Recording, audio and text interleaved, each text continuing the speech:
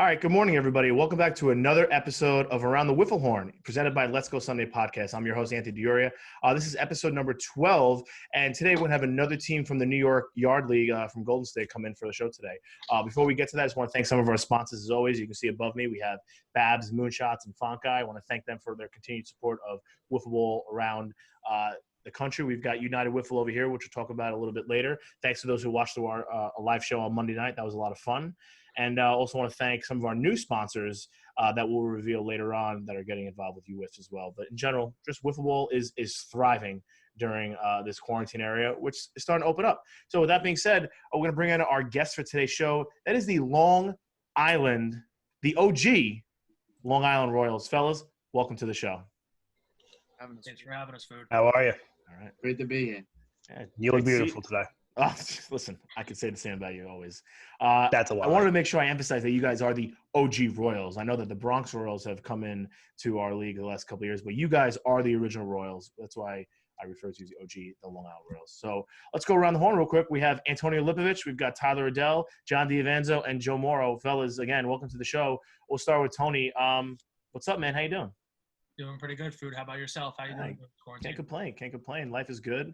You got a very active room going on there. I love the plaques, the memorabilia, the stuff. Oh yeah, this is the sports room, Food. We got all the sports, top to bottom, hockey, baseball. Too much Ranger garbage.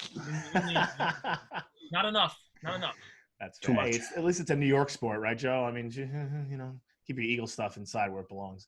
We'll go down to Tyler Adele. Tyler, as a fellow general, MacArthur general, it's an honor to have you on the show. Pleasure to be here. Just hanging out, doing whatever I can do to kill time during the quarantine. Lots of MLB with these goons. Must be nice. I don't even have a PS4. I can't even play that. I'm so jealous. I wish. It's killing time. Nice. Mr. Diavanzo on the bottom right here. Another one with the excellent memorabilia going on in the room today. Tell us a little bit about what's going on back there. Yeah, that's the Ted Williams back there. I got Keith over here, Pedro. You can't see them, but I got everybody in here. That's awesome. I hope that I can aspire to have a room like that. You got some. I got a Murphy ball around here somewhere, but I buried that thing a long time ago. Oh, Daniel Murphy? Oh, yeah. Did you get it after it went through his legs in Game 4? I wasn't sure. Yeah, probably before that. It's like his rookie card and everything. It was a nightmare. Nice. That's should have cool. sold that thing right after that playoff run. Yeah, that's fair. And we'll finish up the circle here with Mr. Joe Morrow with those fresh specs and that beautiful suburban landscape. Joe, welcome to the show. Hubba. Having me. Happy to be here. Nice. All right, so let's get right to it, guys. Golden State last week released their updated schedule for the 2020 season. We were originally supposed to have 6 events. Then we only had 2. Now we're back to 4 plus regionals plus the Open. So I don't know about you. I'm pretty excited about that. So let's just go around the horn and get everyone's opinion about that. We'll start with Tony. What was your first reaction when you saw that Golden State was adding 2 events to at least have 4 for this year? Well, I mean, first off, I'm just very happy to have the season in general. There was a lot of skepticism that we weren't going to have a season at all. And then we were just happy to at least get something. And then we saw that there were 4 consecutive weeks. And we were like, you know what? Doubling just back to back to back to back. We're just very happy to just go right into it, have some momentum going right into the season with some practices, little tune-up games. And, we're very happy to get ready to go.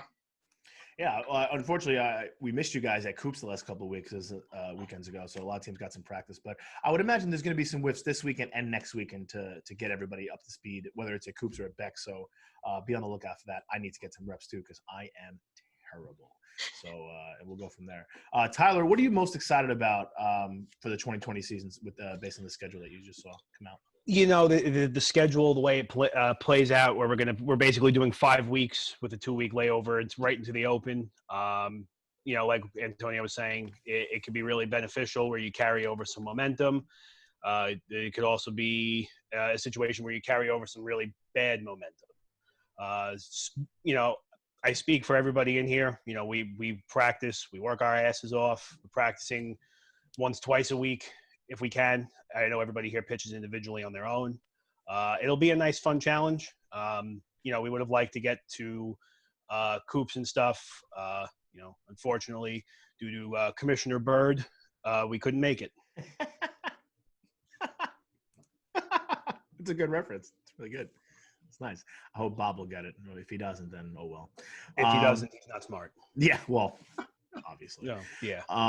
But yeah, I mean, Coops was fun. It definitely was more like it was more laid back than I think a lot of us thought. It was like really just about like the food and sitting in the pool. And a couple of teams were obviously a couple of trying a little too hard for preseason, but it was good to get out there and see the guys again. Mr. D'Avanzo, this will be your second season in Golden Stick. Very exciting. What were your thoughts when you saw the schedule was going to be 4 in a row plus playoffs and then the opener? Well, it's going to be a sprint here. I mean, you better bring your A game for those first 4 weeks, because if you fall behind now, you don't have a week in between to work kinks out. You gotta work this year. If you want it, you're gonna have to go out and take it this year. I think that's a really good point you just made. The idea, combining what you guys have all said about, there's momentum and there's good momentum, there's bad momentum. You're not going to have a break, right? We're going to go right in week 1, week 2, week 3, week 4. And it's like, oh my God, we're in regionals and we're still struggling, or we're really good. And like, where's our season at? And, I think it's going to be I think the word sprint was a really good use of the word there. That was good. Mr. Morrow, we'll round it out with you. You're sporting a U.S. hat, but for those of you who are involved in wiffle ball, that's actually usual suspects. Are you trying to tell us something? No. I can't even tell you how I say that to me. I get crap for wearing this hat, but representing the good old US of A, man. That's just no usual suspects here. I know. I give Lanigan crap all the time. Like, dude, really? You gonna pick that? Like, come on, do better. Yeah. They are nice jerseys in his defense. They are very nice. Yeah, they got. That's enough, John. No credit. I listen. I'm not gonna lie to you. The baby blues they wore at the Open last year in Texas were really fresh. I have to admit that. So, but I digress. Joe, what do you think? What are you most excited about with the 2020 schedule? Yeah, I mean, same thing with these guys. I'm just excited to get into it. I think the back-to-back weeks is good. I personally, from over the past couple of years, you'd have 1 week and then you'd be off for 3, and you're like, oh man, I just got to get back into it. So I think just keep going. Like John said, a sprint season is nice. It's going to be a nice pace for this year. No doubt. I think also the absence of backyard games really gonna put that onus on doing well in the super qualifiers. Those exit games all of a sudden are that much more important, because those are 2 crucial points you're going to get in the standings. And like Anthony said, like John said, sorry, you could fall behind really early. So those 2-point exit games could add up really quickly and actually determine, whether or not you're going to make the playoffs or not. So really good points by all of you. All right, so let's move on to the next idea here. We know what the schedule is. So what are the expectations for the Long Island Royals this year? I know that you guys definitely are not where you want to be based on the last couple of years in the standings. I know you guys have a lot to I think you guys have some chips on your shoulder. You want to prove some people that you can play better than what your standings have been telling you. And you guys are a good team between Anthony, Tyler, and Joe. I mean, you guys are veterans in the league. You've been here at least 5, 6, 7, if not more. I know Tyler's been around since the beginning, but a very long time. And then you have John, who can only get better. So what are the expectations for the Royals? Let's work backwards here. Let's start with Joe. I mean, the expectations this year is just show up, play, just keep improving every single week. I feel this getting back to the schedule, this short season is going to be good for us. This fast paced, because we ride on momentum a lot, and I feel we usually in the first week of the season we usually do pretty well. And I have a feeling John's going to show up this season. He's going to do really well in the second year. He's been practicing with us, learning a lot. I'm just excited to get into it, and I think the Royals are going to have a good year. Opposed to some thoughts, I think we're going to have a good year. Nice. I would agree with you. Like, every tournament we look at, we see the Royals, and it's like, you guys are very capable of going 3-0 just like anybody else. But you're also very capable of going 0-3 like us and everybody else. So this season's really gonna dictate, what I don't know. I actually don't even know where I was going to go with that. Let's just move on. John, this is going to be your second season here. So first, before we get into the expectation this year, why don't you take us a little bit back to last year? Talk a little bit about your first full season of Golden Stick. What did you enjoy? What didn't you enjoy? What are some things you're going to look forward to this year, and then your expectations? Well, the things I'm looking forward to is I'm getting a little bit better at reading pitches. So I played baseball a long time, and you're never going to see a slider that moves like a slider in this league. You're never going to see a knuckleball that moves like a knuckleball in this league. You never see a screwball. So anything that starts outside, just learning how the pitches break and learning to read pitches a little bit better. I think in my second year, I should improve upon that, hopefully. But I love playing defense, man. That's my favorite thing in the whole world about anything, especially this, because that wall's so small. You can rob home runs, you dive all over the place. That's always been my bread and butter is defense. But I think we got the pitching. I'll tell you that right now. That we're good. If we can stop losing 1-0 games, you better look out. I tell you, don't we all wish we can stop losing 1-0 games? I'm glad you brought up the point about the knuckleball, because if there was one thing that was on display, at least this past Saturday at Coops was the knuckleball. I mean, if you don't have a knuckleball in your repertoire now, you're virtually it's going to be very difficult for you to get guys out. So Tyler, we played a little bit in Gaul last year. You have improved greatly, both on the mound and with the bat. So I get a lot of garbage for it. That's fair. You hit 167 in the regular season and then go hit 500 at Gaul. I got a lot of shit for that. In what way? What do you mean? That I didn't do a thing during the regular season. Oh, well, I mean, listen, we all know goals are different animals. Tyler, did you see my batting average at the Open? That was even worse than that. It was garbage. It was absolutely garbage. It's always a good sign of team chemistry when you guys can tell each other that you're garbage on our show. So that's always good. But listen, we all know goal is a different animal. Like when it comes to like just it's only 3 games. So you don't necessarily have that like stress of like, oh, I have to get a hit right now, because it's not like an elimination tournament where when you keep pressing and then the pressing builds up and then you're really struggling. All of a sudden you had a bad day. But Tyler, you've really taken a lot of steps. So what are you going to do in 2020 to continue your improvement? And what are your expectations for the Royals? Not hit like a clown. I mean, piggybacking off of what John was saying, we can all pitch. We're all working on helping John become a better pitcher. You know, I've been here. This will be my 9th season. This is going to be Joe's 8th, and I believe Antonio's 7th. You know, pitching comes over time. Collectively, we just did not hit well last season. So as myself, I'm looking forward to working on becoming a better player at the plate, you know, being able to actually produce with my team. Yeah, that's pretty much, you know, it's just slowly but surely. No doubt. Lips, actually, I'm glad you said how many years you guys have been playing the league, because I apologize for even saying 5, 6, 7. You have been in the league almost 9 years, and Joe 8 and Anthony 7. So Lipovich, I guess I don't want to offend anyone on the team, but I guess you're the de facto ace of this staff. Nothing personal to Tyler or Joe or John, but I think we all would agree. None taken. Lips is the ace of the staff. That's pretty obvious. Yeah, that was. That's fair. You're a very good pitcher. You're quirky. You have a lot of arm movements and leg movements. You use that to your advantage, which is a very good strategy in yard, where it kind of like just keeps that timing off for the batter and really just it makes you do a good job of disguising the pitch. So I'll ask you the same question. What are your expectations for 2020? And then what are you going to do to try and improve as well this year? I mean, Food, I'll tell you this. I go into every single season with the same attitude, but I'm never satisfied. I'm never satisfied with my repertoire. I'm never satisfied with my wins, losses. I'm never satisfied with my ERA. I'm never satisfied with the team in general. And maybe that's a good thing. Maybe that's a bad thing. But I always want to make sure that I'm at the top of my game every single week I go in. I want to help my teammates as much as possible, help myself as much as possible. I don't like being referred to as the ace. I'm no staff ace like Drew, but but yeah, no. I mean, I definitely make sure every single day I'm working my ass off to continuously improve my pitching, continuously improve my hitting. And I'll tell you one thing, honestly, and I speak for my entire team when I say this. You want to count us out? You're going to be the first team to lose to us. We have so many games that we're 1-0 in. We're 2-1, 3-2. It's going to change. I'm telling you right now, this team is different. We're working every single week together collectively, and we're going to come out a different animal this year. We're with every single team in this league. There's not one team that will ever come in and just rake us off the fields, take us off the fields. We will challenge you, and we will bring our A game every single game.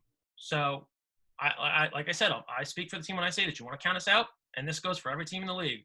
It's going to hurt you. Love it. I love the passion that you just sped that with. That was really energizing.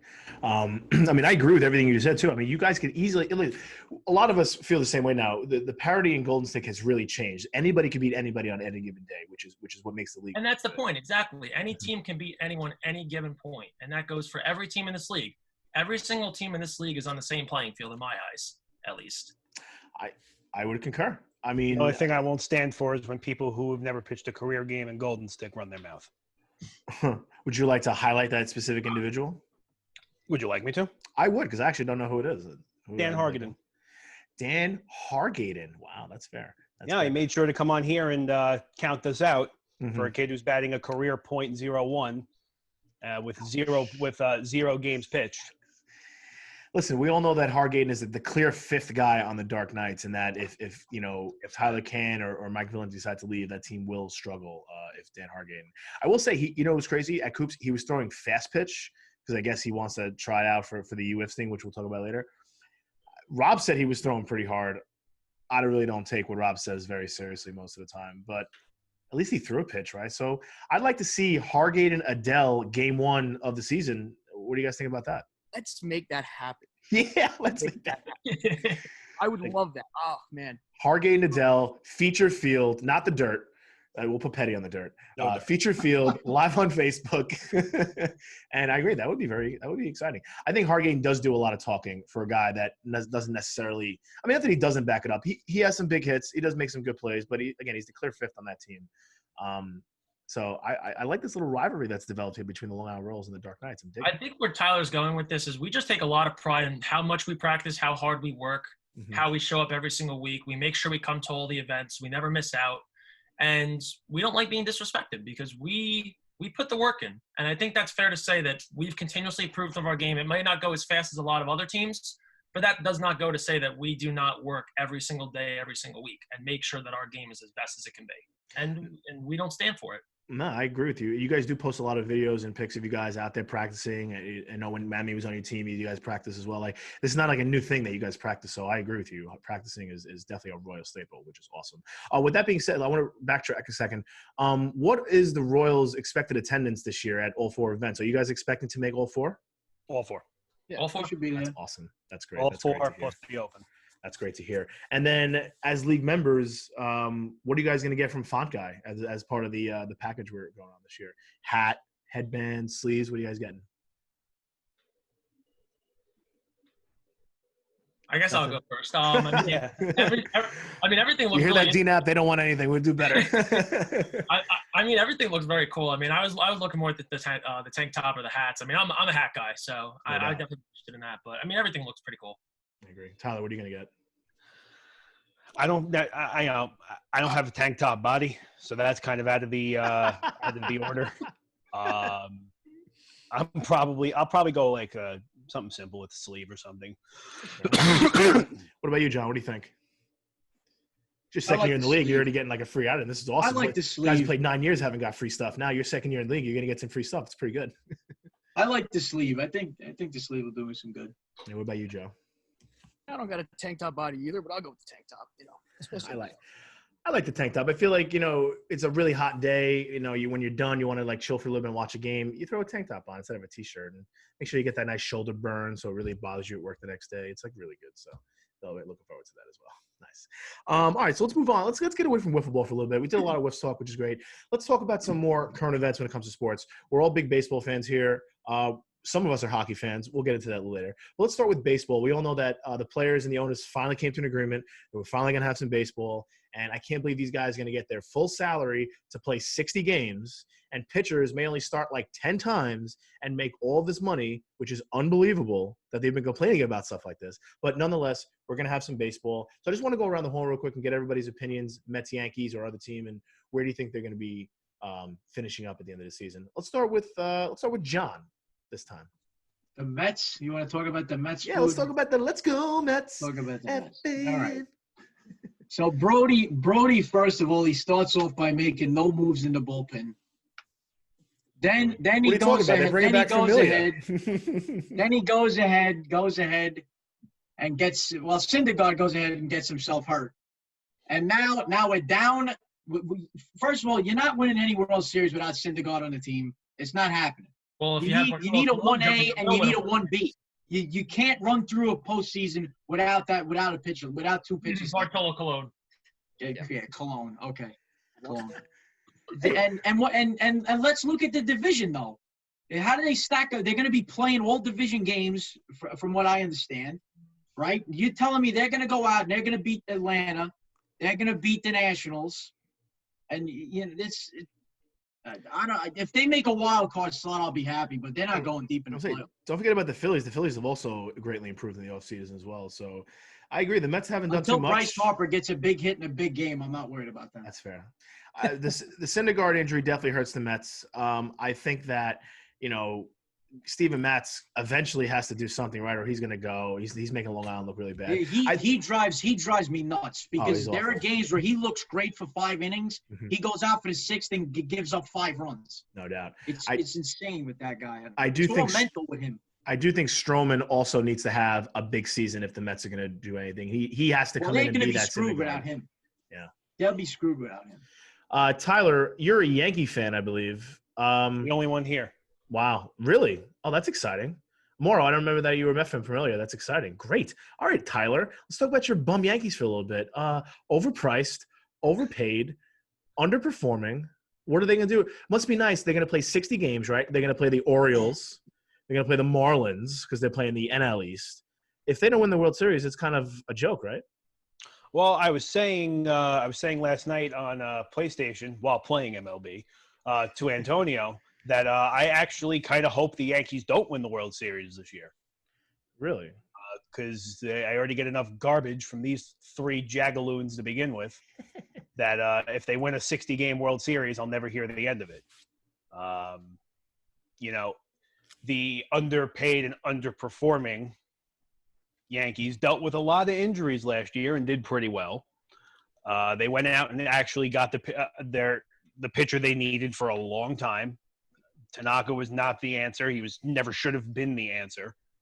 Gleyber Torres is going to mold out into his own thing. Gary Sanchez could go anywhere else except Yankee Stadium for all I care. I can't stand him. Really? I'm a personally a big Gary Sanchez fan, but his catching leaves a lot to be desired. You can have him. Please. Who's I the Mets catcher? Could someone remind me who the Mets catcher is? I wouldn't touch him. You can have him. It's fine. Yeah, definitely a defensive downgrade for Ramos. I wouldn't touch him. He's got a bad attitude. I wouldn't touch him. Yeah, I mean it's from a playing standpoint. I would expect the Yankees that are going to play very well this very short season. You figure, going into hockey, we're going to talk about it a little bit. You're going to have all of this time where players were going to be out on the IL. That pretty much almost everybody, with the exception of guys along the lines of Noah Syndergaard, they're all going to come back healthy. Almost every team should have a full roster. Tyler, that's a good point. If you want to talk about injuries in a short season, if you get hurt in July, you're screwed. You're not coming back. Yeah, you get an ankle injury, you break your ankle in July, you're done. You're done. You're not getting help in August. You're not getting help. It's because August is May. Yeah, so you take into account again. You're gonna need something to break to win a World Series this year. You need a lot of things to break right. I think ultimately for a World Series this year, it's going to come down to the team that stays the healthiest. Yep. Because the Yankees lose a guy like Aaron Judge or Gleyber Torres. If you lose Judge, if the Yankees lose Judge in any season, you're not winning anything without him. Yeah, the Mets last year, they had all those injuries last year. So, but the Yankees had the thing about the Yankees last year is they had an unbelievable bench to make up for all these no-name guys that came out of nowhere. And you don't know if those are career years. You don't know if somebody gets hurt. You don't know if you can't tell me Gio Urshela is going to hit 330 again. I wouldn't believe according to Mike Francesa, he won't. So I mean, he's usually kind of right. So. I'm a big Francesa guy. Gio Urshela, Urshela's Gio is he's a bum. He's a career 280 hitter. He's a bum. When you think though, like I said, if a guy like Aaron Judge gets hurt or Torres gets hurt, the Mets lose Syndergaard. The Red Sox, they're already going to be down Chris Sale for the season. The Red Sox, I wouldn't worry about at all. You get where I'm going. Tampa's, you got to worry about Tampa. Teams that are already missing key parts or key components to their roster are already screwed before they start. Yeah. Let's get Lips in here. Yeah, I'm just looking forward to baseball. I agree. Let's get Lips in here and Joe's opinion. Lips, what do you think? I know you're a Met fan. What do you think about what's going to happen in the shortened season? To take a step aside from the Mets, I have a different perspective on the MLB season this year. I'm a really huge Mike Trout guy, and something like this kind of saddens me that they were going back and forth for so long, talking about all this money, back and forth. How many games are we doing? This, that, and the other. And you got a guy like Mike Trout in his prime, and he just lost 102 games on his prime for his stats. I mean, something like that always it's a shame. And like you were saying before, too, about the pitchers, they might pitch maybe 10 games each, 10, 12 games. You got a guy like Jacob deGrom or Garrett Cole. They're going to only go 10, 12 games. You don't know what their record's going to be. You don't know how good or bad their ERA is going to be. One bad game and their ERA is shot. So something like that interests me. And I'm very interested to see how a lot of these players are going to adapt to the shortened season. If playing all these games in a short span is going to cause a lot more injuries, keep it around the same. This is something we're all very new to. No one really knows what's going to happen come this season. But if I were to take one guess as to what may happen, I feel like there's going to be a few injuries that are going to be bad for a couple teams. And I think it's anyone's game for the World Series this year. I think a lot of Astros are going to get plunked, rightfully so. I sure as hell hope so. And I don't know. I mean, I'm hoping the Mets and Yankees are both in it. It's always interesting when they're both in it. So it'd be a great year for a Subway Series because it would keep everybody engaged in the city. It would be very exciting. They're hoping for that because they'll get the ratings on a series like that. But they won't get the butts in the stands, unfortunately. That's the worst part. That'll kill them. But yeah. That's true. You know, Anthony, you made a really good point before I get to Joe. You made a good point about the pitchers. I mean, you brought up my point, but it was a really good point again about the pitchers that I wonder if maybe they will start more than 10 to 12 games. Maybe they'll pitch them on short rest because they know they don't have to keep them long for the season, or are they going to there's going to be a so they upgraded to a 60-man roster from what I heard. So there might be the chance that they may go with like a 6-man rotation or possibly even a 7-man rotation, maybe the 7th being bullpen by committee or something like that. Yeah, I mean, can you really overwork a bullpen if they're only going to pitch 60 games? Is that even a thing? And I agree that should be interesting. Now, forget about the wins and losses, but the day-to-day managing of a team. I think they're going to be less off days. There might be some doubleheaders. So I'm very interested in seeing what these rosters are going to look like. I think the big thing too is you're going to see a lot of like these teams with really good AAA teams. Those guys that are going to be called up to the 60-man roster, that they're going to have to show up because a lot of those guys are going to help take the load off of the guys that are playing every single day. And if they come in and get some big hits, it's going to help and show. So I feel like look at a lot of the teams that have a good farm system and keep an eye on them. Maybe like Oakland or Tampa, one of those teams. Yeah, if you're a prospect and you can't perform in a building where there's no fans booing you to death, then you screwed. Oh yeah. Well, then the Tampa Bay Rays should be used to this at this point. They should be the favorites. I mean, they've been playing in front of nobody for years. Unless the Yankees show up, then 70% of the stands. Yeah, then it's a sellout. Yeah. All right, Joe, your thoughts here. I didn't even actually realize you're a Met fan. That's very exciting. What are your thoughts on the Mets this year? And are you excited to see Pete Alonso hopefully hit 60 homers in 60 games? Yeah. Yeah, I laugh. What? Is that unrealistic? Sorry. Very unreal. Very realistic. Let me say that. 60 home runs in 60 days. Games. Well, we were talking about this the other day. The home run leader is going to only have like 20 home runs. If that, yeah. 25 home runs. Maybe not. You know, we talk about all these AAA guys coming up. There's a lot of bad relievers that are going to be coming in just meatballs, and I don't know. The ball's still juiced, right? Yeah, I think they unjuiced it. No, I thought they unjuiced it. For playoffs, but who knows? Regular season juice balls. Joe, what do you think? Yeah, I mean, I'm looking forward to the Mets this season, but like my main concern isn't with the Mets themselves. It's just it's a division. You have the defending World Series champions. You have a playoff team in Atlanta. The Phillies can be a playoff team. I mean, the only team that's not a playoff caliber team is the Marlins. But that's 1 out of 5 teams in that division. So it's. Cards are stacked up against them, but I think they'll fare well. I think they'll make the expanded playoffs bracket, but other than that, open after that. Just you got to believe, right? You got to believe is right. That's a great point. I actually, I like the expanded playoffs because there's less pressure, I guess, on the regular season to have to win as many games because more teams will get in. I actually haven't looked at it. Is it like what they're doing with hockey? Is it like a shortened series then the bigger, longer series? I actually don't even know. Do you guys know? I haven't looked at it yet. Take a look. Yeah, Google it. I'm curious because that's what the Mets will do. The Mets will sneak in as some wild card team, maybe win a game or two, and they'll be like, "Oh, look, we're gonna win," and then they get swept by somebody and be like, "Cool." Well, food that's where Syndergaard kills you, because if they sneak in with Syndergaard, they're lining up the Grimes, Syndergaard, and Stroman, and no team in the league wants to face that. No team in the league wants to be staring down that gun barrel. That's a really good point. Listen, starting pitching is going to be very important in the playoffs. All right, so you guys are looking that up. Let's move on to hockey real quick. Joe informed us he's not a big hockey guy, but maybe this conversation will get him into hockey. A couple Islander fans, one Ranger fan on this panel. I think it's pretty obvious who I root for. Very exciting stuff. The Rangers are playing who in the first round, Lips? The Rangers are playing Carolina. Okay, and the Islanders are playing the Panthers. So a couple of New York teams facing former Southeast Division teams. So that's exciting. Lips, what do you think the Rangers' actual expectation is to make the what are they going to do in the playoffs? So that's a good point to say because there's a lot of skepticism there. Before I get into that, I just want to say today they announced the NHL Hall of Fame class. Big idol of mine when I was growing up, Jerome McGinley. Very great player. Played on the Flames. Played with the Bruins. Marian Hossa, Chicago. Sad he had to end his career a little early because he had a little skin condition that developed. And then Kevin Lowe, who was on the 94 Rangers, if some of you remember if you're a Ranger fan. I did not remember that. Fun fact. But as far as the Rangers playoff hopes go, I'm not expecting much as a Ranger fan. At this, I mean, I hope they go far, obviously.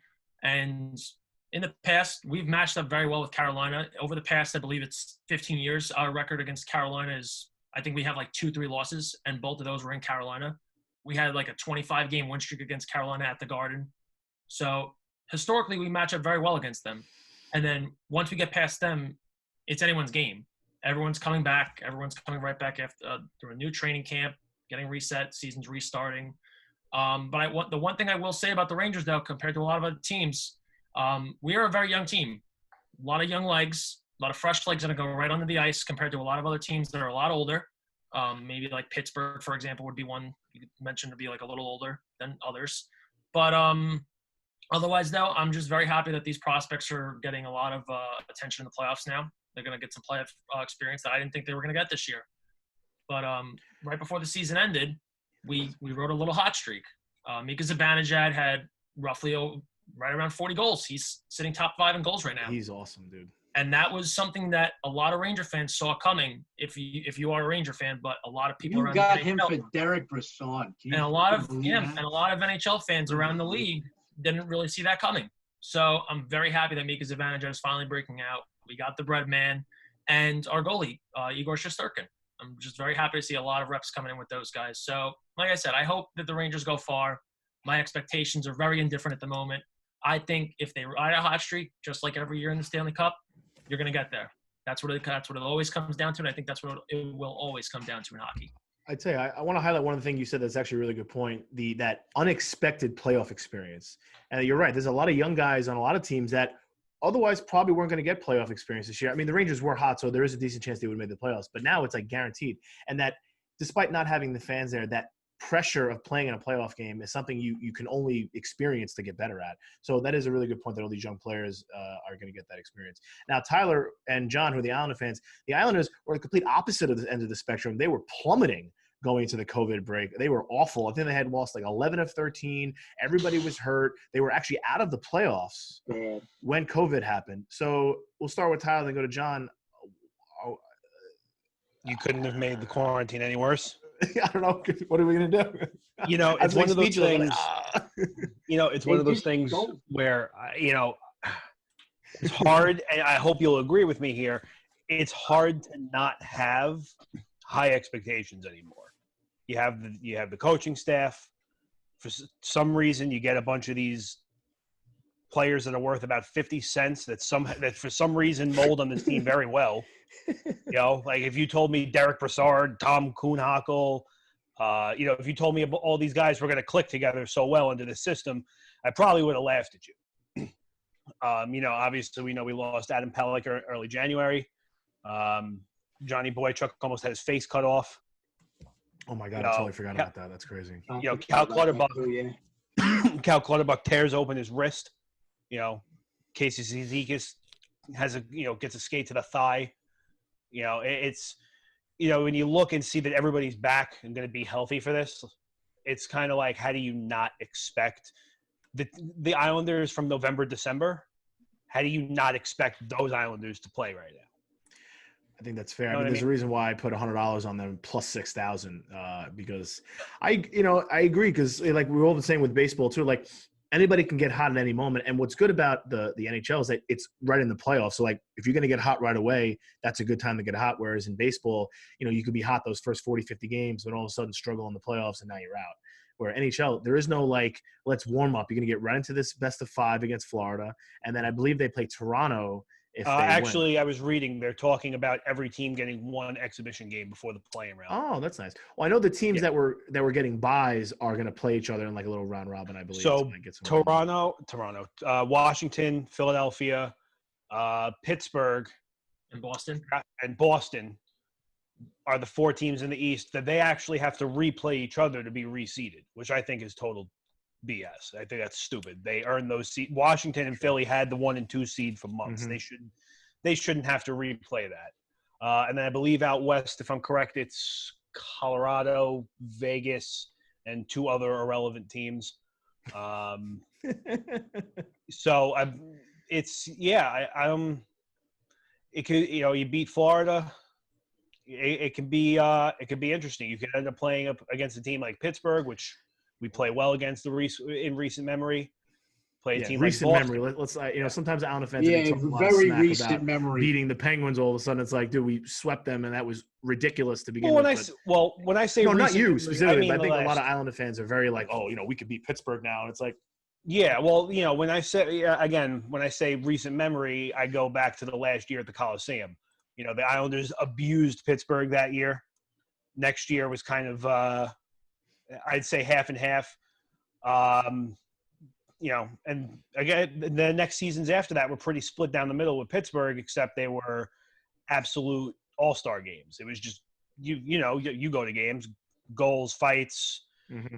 And it happened. It just so happened that when it counted, beat their faces in.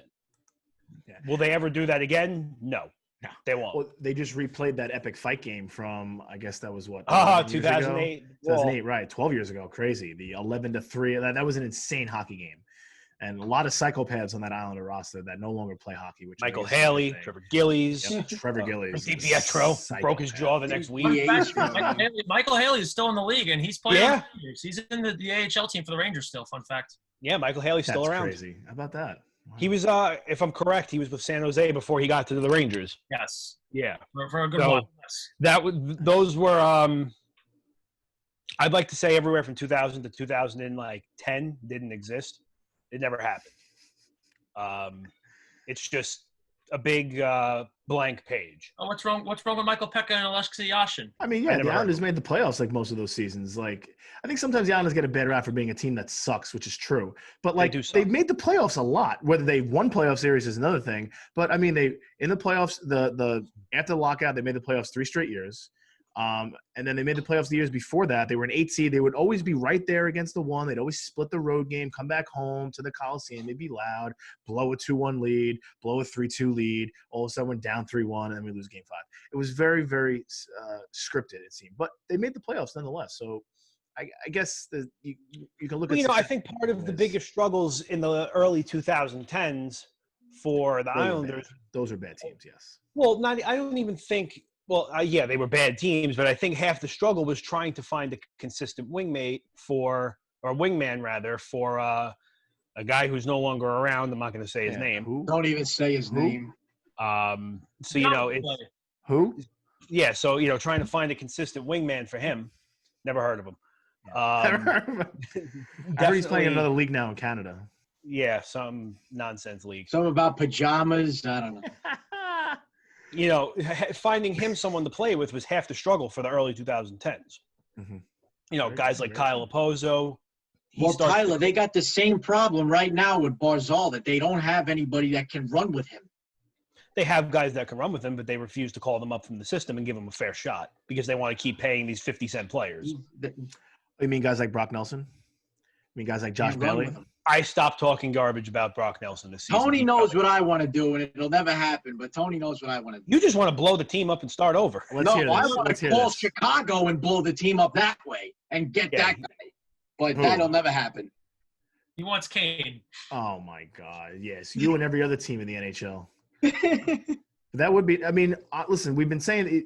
I understand we need another wingman for Tavares, but like, I just said his name. Oh my god, I'm so sorry. But like, even look at like Pittsburgh, right? They have a guy like it's Malkin and Crosby, two elite players, right? It's not just necessarily a wingman. The Islanders are still missing that other really good all-star player. And listen, I'm sorry, Josh Bailey's a nice role player now. I have to admit it, but again, not an all-star caliber player. Not the answer. Brock Nelson, bum. Not good. I was telling you the other day I was watching the playoff series against the Panthers, and all I did was watch him turn over the puck, not hit people, turn over the puck, go offside, turn over the puck again. I'm like, this guy, why do we resign this guy? Every once in a while, he gets lucky with his shot. And it's called the month of October. Yeah, Well, the problem October. is Brock Nelson has a great shot that he refuses to use.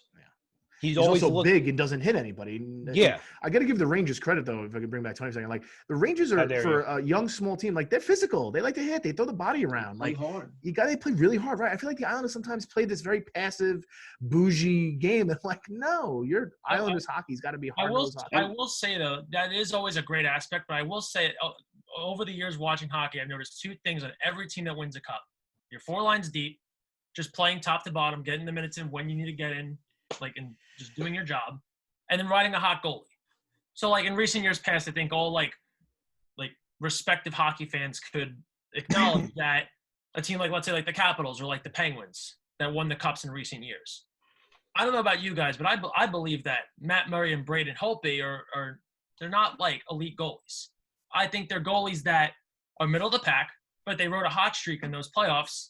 And when you have a goalie that rides a hot streak, it gets you far. And then you got like some teams like the Rangers who have a goalie like Henrik Lundqvist, who's already the all-time wins leader for the franchise, and he hasn't even won a cup yet. So I think you got situations like that where you could have the best goalie in the league, and you could have the best line in the league, and you could still go nowhere in the cup. Look at a team like Tampa last year. Andrei Vasilevsky. You got Tampa Bay. They had, 115, 120 points last year. Many, right? Got swept.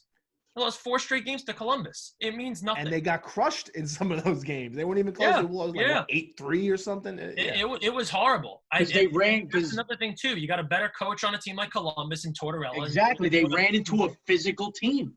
But, John, it's not even physicality, though. It's just a matter of you got a team that's built better in terms of coaching, and you're riding a hotter goalie at the time. Bobrovsky was just a hotter goalie than Vasilevsky, and they were outcoached, and they were just 4 lines deeper. They didn't have honestly. talent. If you look past the Tampa second forward line and their first defensive pairing, there's nothing there. Exactly, and that's my point. And that's if Stamkos is there and not hurt. But no, I don't even think that makes a difference. I just think that Stamkos, you got better talent in Tampa, but look how that proves that it doesn't do anything for you. You need 4 lines deep with the right coach and a hot goalie. And I think that's what's going to win the cup this year. So I'm very interested to see what goalie winds up posting the best goals against with the most shots against him in the first rounds, and watch that team go. Yep. Just give him an eye and watch him go. I wish I knew what a goalie was like, though. Never heard of it. Yeah. Well, we had one last year, and we had 2 of them last year, in Leonard and Grice. And I mean, you guys had a first overall pick, and I think what was the year? What was it? 2000. You had a first overall pick. Go. Yeah, that's enough. Oh my God. That's enough. He's got to be good, from right? the clown. Hey, don't forget about before that we had drafted guys like Roberto Luongo, traded. Don't forget we also drafted defensemen like Zdeno Chara, gone. Traded. Gone. We settled for guys like Alexei Yashin, turtleneck. Out. Turtleneck. I'm just praying to God that Sorokin is good. If he comes, he says he's going to go back to play Russia now. Food, you got to promise me if I'm not still working for the Islanders next season when Belmont reopens, you're just going to meet me at the lighthouse. Oh, done. I've already. What arena are you guys going to be playing in this year? You got like 5 choices, right? I heard that EAB Plaza was going to rebuild their ice rink and put a roof over it, and we're going to play there now. And if that falls through, they're going to put ice on the Long Island Ducks Stadium. Yeah, there you go. Or maybe that Ronkonkoma project will come back into play. Right. The Ronkonkoma project. What is that? Oh, there it is. Yeah, no, I'll tell you, the renderings for the arena look really nice. But yeah, the lighthouse project would be great. I'll wait. It's a wait and see approach. When I see it, I'll be very happy. That's it.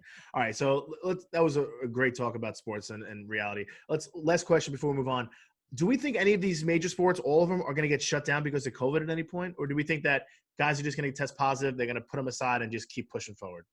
I don't see it being canceled. I think it's going to be a press. They're going to just try to push as hard as they can. You see right now, baseball. Toronto, the Phillies, and the Rockies already tested positive. So much. They're still going. Golf as well, guy. Yeah, I mean, I think it depends how bad it gets. If you see like if one guy on a team gets it, like let's take basketball for instance.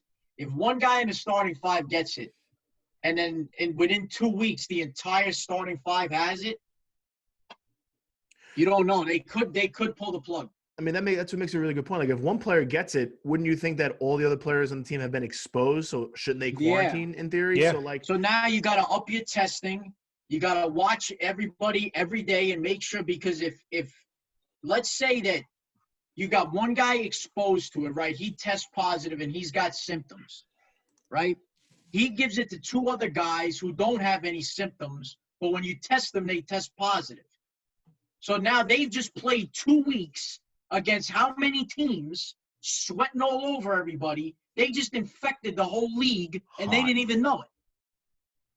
Yeah, listen, make your points. You know, that's what I think basketball for me scares me the most, because basketball, you're in shorts and tank tops, and you're sweating all over each other. I also think it's the smallest lineup too. It's only 5 players on the court. Every other sport has way more players, quote, at their disposal per se to play. So, like, 4 guys in baseball get hurt. Well, guess what? What did you say? It's a 60-man roster, whatever it is. Right. Now, like, there's going to be plenty of guys. Basketball, you're lucky if you carry 12 guys, so it could spread much faster, and you have a larger percentage of the roster that and the will be out versus player other sports. drops. After that starting 5, like, nobody has benches anymore.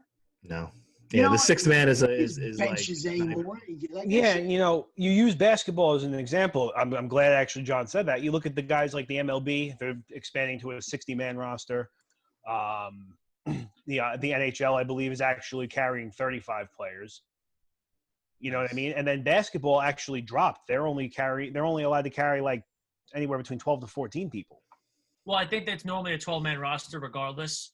But I do get your point, though, and I think it's like you're not even giving yourself room to get a team out there. Exactly, and I think with like baseball and hockey too, the difference is like hockey, like you're wearing all this equipment. They can always be like, okay, we're gonna go full visor, so that way you're not breathing on each other or something like that. And in baseball, you're social distancing anyway in the fields. You're not really crossing paths unless it's a baseball. So I think sports like hockey and baseball are gonna have a lot better shot of going through without any complications than a sport like basketball would. And even golf. Golf is very easy to social distance as well. They'll be able to follow that through as well. Look, if the UFC can be fighting right now, any sport can be playing. That's a really good point. I agree. That's a good way to. That's because Dana's. You got to give that guy credit, man. Yeah, Dana White actually might be the best. He took the bull by the horns and said, "Man, we're fighting." And yeah, they never really stopped. Right? I think they canceled maybe one event, and they just kept pushing. Yeah, he went and bought that island and everything. He's crazy. Oh yeah, he canceled the live shows. He canceled all of the arena shows and moved everybody to, I guess, anywhere that would let them fight. And it really, like, the not having the crowd doesn't really affect that, because, well, they have really good announcers though, which I think helps, because you when you're listening to Rogan and Cormier, like, they keep you entertained. They're good. So really good point. I think that's you don't necessarily need the crowd as much too as a fighter. You're kind of so locked in, you don't even probably know what's going on. Whereas I think hockey, actually, when it comes to like the crowd, I think hockey is really going to be an interesting sport to watch without the energy of the constant chanting and hearing the banging. You get on the a big hit on the boards and nobody goes crazy. Right. It's soccer, I'm used to it. Like plenty of teams in soccer have gotten in trouble and played behind closed doors. So soccer, playing with nobody there is like almost normal at this point. And actually, I love that they have the piped in noise, because I like look down at my phone and I hear it, and it's like a normal game. But I don't think I'm going to get that same feeling with other sports. So one thing I'm looking forward to hockey really quick is we know hockey players are famous for their chirping. That's going to be some nice audio to pick up on TV. Very good point. I'd like to hear what Matt Martin has to say. He's always good for chirping, so that's exciting. Yeah, he's a very good chirper. So, Joe, I want to apologize. We pretty much left you out of most of this conversation since you don't really like hockey. But this would be a good way. We'll start our last segment with you, because I did hear that you're very interested in playing fast pitch wiffle ball. So, as you know, as you can see behind me, if I can remember which arm, this arm over here, United Wiffle. That's National Wiffle. I don't even know. United Wiffle down here. United Wiffle, of course, came out with a big announcement a few weeks ago about a national championship tournament. I heard from the guys that you're interested, so why don't you talk a little bit about that? Yeah, I mean, I've always had an interest in playing fast pitch, but it's just been finding guys to play because I know like our team, we like to stick to yard. I know Tyler is showing a little interest as well in fast pitch, but I was mainly looking into like Palisades to get like a start, like a Palisades minor leagues, but I'm still looking right now, just like doing my research, just doing my due diligence to see how it would work out if I were to make a switch over to fast pitch. Nice. I mean, do you have a legitimate interest in either forming a team or hopping on a team for the United Wiffle event? I mean, it would be secondary. My first focus is obviously playing with these guys. Every single Sunday I love heading out with them. So, I mean, that would be secondary, but I'd have to look into that. All right. Well, I'll take that as I'll add you to the spreadsheet of possible free agents. So that's exciting. I mean, Food, I'll tell you right now, Joe's not going to toot his own horn, but any team that's looking, you got a bat right there. Oh, Joey's a great bat. I also wonder that he probably could throw really hard too. Yeah, I can testify to that. Agreed. Well, I think what's weird about Yard, right, is that like you could be like I don't want to say a bad pitcher, but like Yard is a very crafty and very like whatever. And for a lot of guys, it's tough to be crafty. It's tough to like have to like hit spots and be whatever and throw knuckleballs.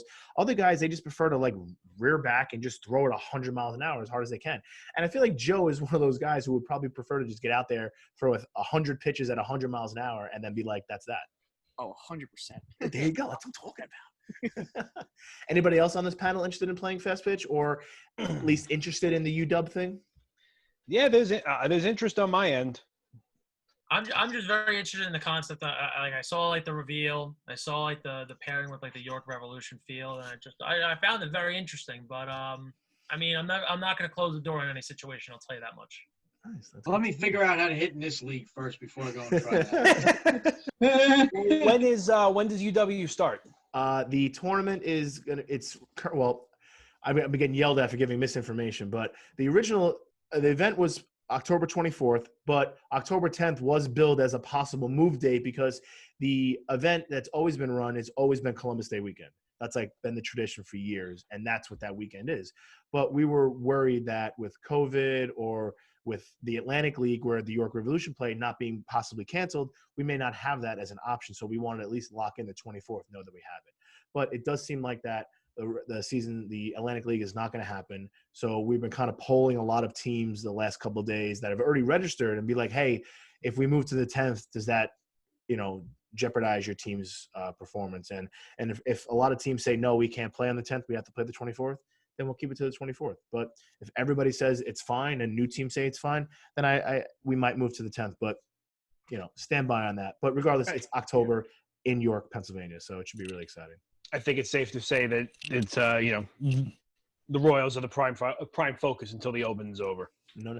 Well, I think for a lot of teams, it's going to be the prime focus because, we've all talked about on the show before, it's 4 straight weeks of just highly competitive wiffle ball right into a playoff, and then we'll have some downtime before the Open. But I think there's going to be no time to even think about fast pitch because you can't play. It's not like you can go play in an event. None of us here are going to miss our yard week to go play MAW. There may be some guys who do that, but the core 14 to 16 yard teams in New York are not going to do that, and it's going to be very aggressive every week. So that's very exciting. All right, guys. Well, listen, I want to thank you again for being on the show. I want to thank all of our listeners out there on this beautiful Sunday morning. However, we are recording here on a nice, sticky, humid Wednesday night. I'm in my garage. I've gotten bitten by about 7 mosquitoes so far. That's why I keep itching my feet, my arm, and my legs. So it's going to be a really interesting post-show for me. Adele, I know you live close by. If you're interested in coming put some lotion on my feet, I'm available until about 10:15. So hard pass. So anybody else, open invitation.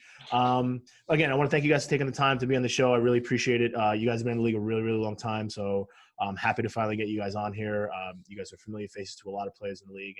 And, for me, I really appreciate that you guys are here. Tyler, I really appreciate that. When we first met, when I was covering Mr. Vitucci's architectural design class, I think it was over Memorial, that we were interested in playing some whiffs, but there's one of those mosquitoes, that you're still here. And it's like awesome that we've come this far together. And I'm happy that you brought these great guys in. And, I don't know.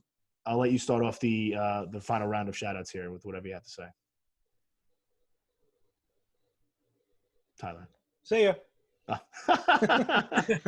That's all I got. I got nothing good. I have without my script for me from my podcast, I'll sound like a babbling idiot. So, Well, I appreciate. no, that. just can't wait to get into the season. Can't wait to see everybody again.